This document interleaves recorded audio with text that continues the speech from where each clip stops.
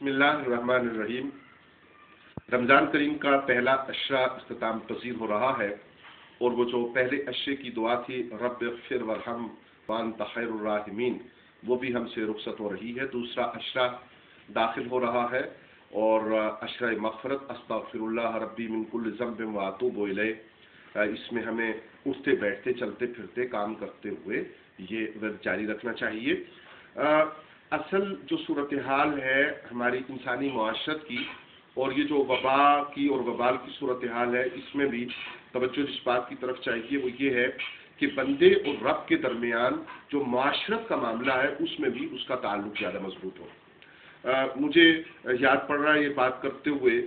مریض سے وہ صوبیدار صاحب نام نہیں لے رہا، یہ نام بھی یاد ہے، نمبر بھی یاد ہے، جنہوں نے کہا تھا کہ سہنا کوٹہ شریف کی لسٹ جو ہے وہ مرتب کی جائے۔ تو کہنا یہ مقصود ہے کہ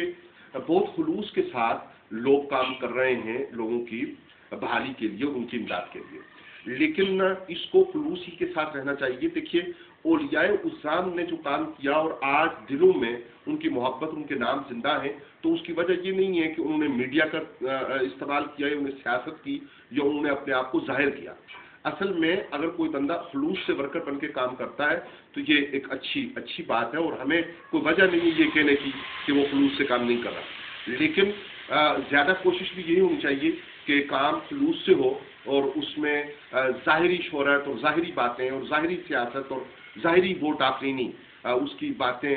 ہوتی رہیں گی۔ ووٹ آفرینی کی بات بھی ہونی چاہیے، لیکن اس کا یہ موقع نہیں ہے۔ انشاءاللہ رحمان خلوص دل کے ساتھ اکثریت ہماری معاشرت کی جب یہ کام کرتی رہے گی تو وقت ضرور آئے گا جب ہم ایک زیادہ اچھی قوم بن کے زیادہ بہتر حالات میں زندگی کے اگلے مراحل، اور نئی نسل ظاہر ہے زندگی نے تو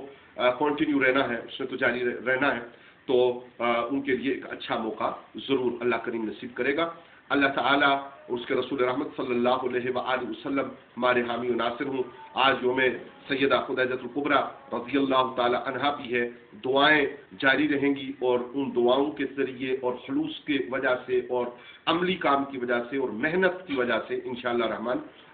قومی حالات موافق ہوں گے۔ وما علینا الا البلاغ۔